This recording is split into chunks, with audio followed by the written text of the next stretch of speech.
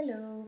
I'm here with Nicholle Rosemond, founder of All Things New Wellness Consulting and entrepreneurship class. I will ask her a few questions and then you guys can respond later on. First off, what is your background in? What type of certifications do you have and what do you do today? Okay. Well, I'm FAU alumni. I graduated a few years ago now, 2010. Oof, I don't even remember. But I did my undergrad in exercise science and health promotion, and then I stayed and did my master's in health promotion. So that was the track that I focused on. Shortly after, right around graduation for my master's, I went and got my CHES certification, which is Certified Health Education Specialist. And then once I started ATN, I got my Certified Worksite Wellness Specialist and Program Manager certifications. So that's my background. I mean, I'm sure you guys are all familiar with the exercise science program, and that's what I obviously focused on. And once I took, I think it was a health promotion class in undergrad, that's kind of when I tapped into my passion behind health education and just working that aspect of things. So I started ATN about a year after graduation from my master's. And it's been a very exciting ride since then. And I think you asked what it is that ATN... Yes. Okay. So All Things New Wellness Concepts is a worksite wellness coordinating and consulting company. Basically, what we aim to do is coordinate wellness programs on behalf of employers. So we bring together the different services that you would expect to see in a worksite wellness program, and we implement them on behalf of employers. Okay. Your screen went black. I'm not sure if it's... I think it's still running. Okay. You mentioned that you're a program manager and a specialist. What's the difference between those two? Honestly, I took advantage when I did the certification workshop was in Phoenix, the one that I took, and I just took advantage and got both. Obviously, the program manager is a level above the specialist certification. To be completely honest with you, there's not much difference between the two other than program managers kind of shows that you have a little bit more knowledge as far as running an actual program. But having taken the two courses together, there's really not much difference other than, knowing everything there is to know about worksite wellness programming. Okay. And of course you said on behalf of the employers you create things, but do you happen to work with any individuals who are just in business for themselves, or? Individuals as in just regular people wanting wellness? Yeah, some sort of consulting. I get that question a lot, and we haven't really opened up our services to that. Right now we're focused mostly on the work site and putting together programs for employees and implementing them on behalf of the employers. Obviously, with that structure, we're able to impact or work with the individuals within an organization. But as far as having consulting services for, I don't want to say plain Joes, but people that are not necessarily attached to any organization that we're working with right now, we don't have that. Okay, so pretty much most of your programs are group implemented. Okay, yeah, that makes sense. Also, I read on your website that you have programs targeted to chronic conditions. Do you have programs that are also general health and wellness, or do your employers tend to pick specific chronic conditions that their employees are most affected by? Good question. Yes and no. Some employers and worksite wellness programming is a little bit, maybe not for you and people that are in exercise science. They're familiar with what worksite wellness programs are, I would imagine. But for most people, the concept behind worksite wellness is kind of up and coming, in that it's not really, there's still people that I run into that don't know what that means. So right now, employers are jumping on the bandwagon, if you will, of trying to figure out how to lower their insurance premiums, how to help their employees be more productive, how to just improve the overall morale within their company. So worksite wellness programs is kind of the vehicle or the strategy that they're using to do those things. So to answer your question, employers are utilizing, for the most part, because they do get reporting from their insurance carriers, the types of chronic conditions that may be affecting the claims that they get from the employees, or whatever the case may be. A lot of times it's blood pressure, cholesterol, things like that. So if the employer really wants to make an impact on their insurance premiums, their insurance costs, then we tailor the program to focus on those conditions specifically. So we'll do lunch and learns on heart health, or we'll do a cooking demo on, how foods that you can cook to lower your cholesterol. So we'll really focus and put all our efforts to addressing those issues. But sometimes we have employers that are really just more interested in helping their employees be more productive. Having the worksite wellness as an added benefit or plus of working with that organization, so they don't really put too much emphasis on focusing on any given condition. So I hope that answers your question. That does. That makes a lot of sense. Let's see.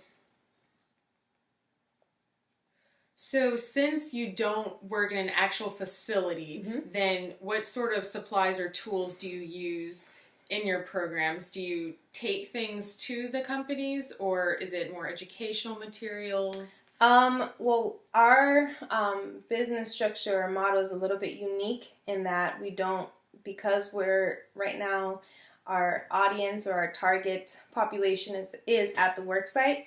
Our services are it's kind of like worksite wellness to go, if you will. So we bring all of those services to the work site. That's why I work from home, because it's not really necessary for me to have an actual facility where people can come to.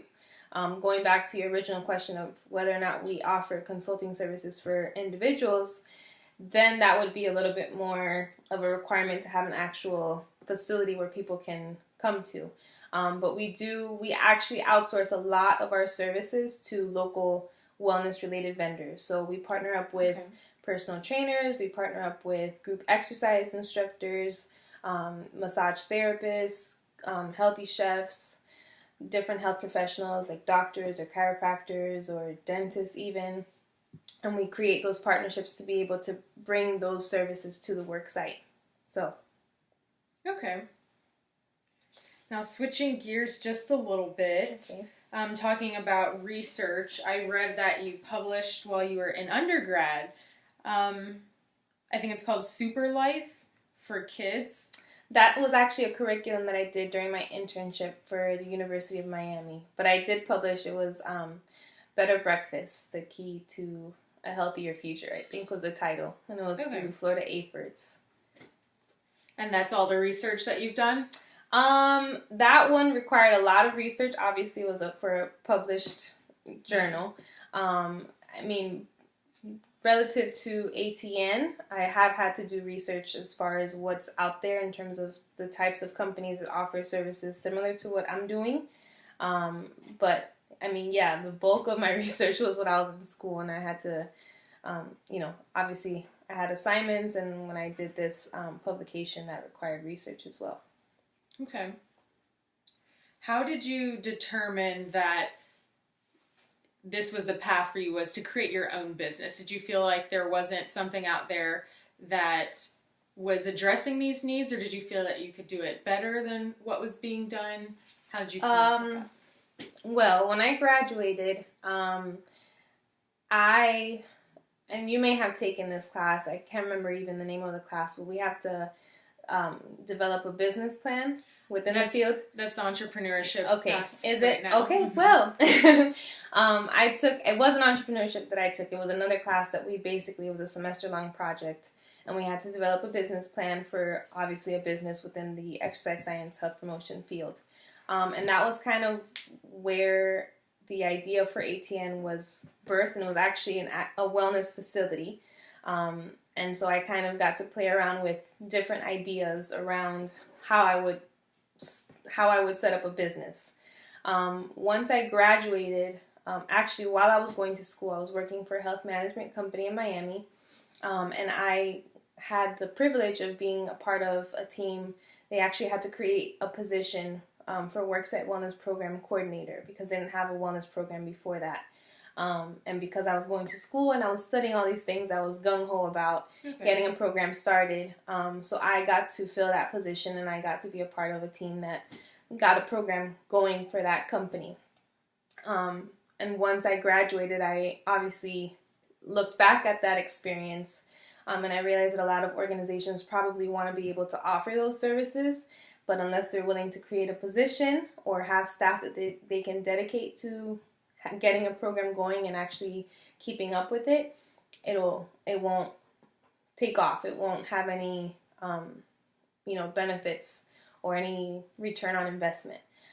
So instead of trying to get a loan the size that I would need for an actual facility that I planned during that class, I just opted to see what would happen if I started a company that did worksite wellness services for different organizations as opposed to just one.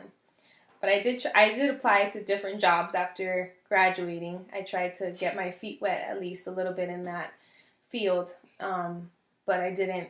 To be completely honest, I didn't get any callbacks, which is common nowadays for people that finish school. It's hard to find a job.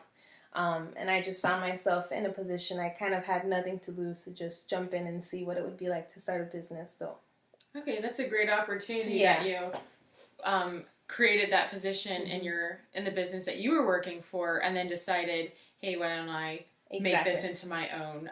That's very creative and thank you. Interesting. Let's see. What suggestions do you have to students that are either just getting into this area or students that have recently graduated? Suggestions? Or advice or something that you learned maybe during your time that you wish somebody had told you? Yeah. I mean, I've been very blessed to have people in my life. I do have a board of advisors, all people that I respect very much and that have been very helpful in terms of offering guidance and wisdom and all kinds of things that you need to get a business going. But I would definitely, as cliche as it sounds, I would highly recommend that you make sure that you're extremely passionate about what you're doing before jumping into starting a business, because I can tell you it's a very emotional roller coaster to get a business started. It's just very intimidating. There's a lot of days that I kind of question whether or not this was the right move, to be completely transparent. But definitely as far as advice, definitely make sure that you're passionate about what you're about to do before you do it. And really do your research. Make sure that whatever it is, whether it's worksite wellness or not, whatever it is that you are thinking, make sure that it's unique, and that it's really, at the end of the day, it's not just about what your profit is, it's how you're helping people. I think that our field in exercise science and health promotion is, right now, we're at a time where it is crucial for us to bring our knowledge to the general public. Everyone knows that we're more health conscious as a society nowadays. So you really want to make sure that what you're learning in school is actually helping other people, not just yourself. So I know that all this sounds really cliche, but it's true. But it's good to be reiterated. Yeah. All right, thank you for that. That definitely helps me, and I believe it will help undergraduates as well, because of course they're told to be passionate about something, but knowing that you need to look into things to know what you're passionate about is something good to be told from someone that's gone through it all. Definitely. So thank you again for your time. Thank you. And again, class, this is Nicholle Rosemond of All Things New.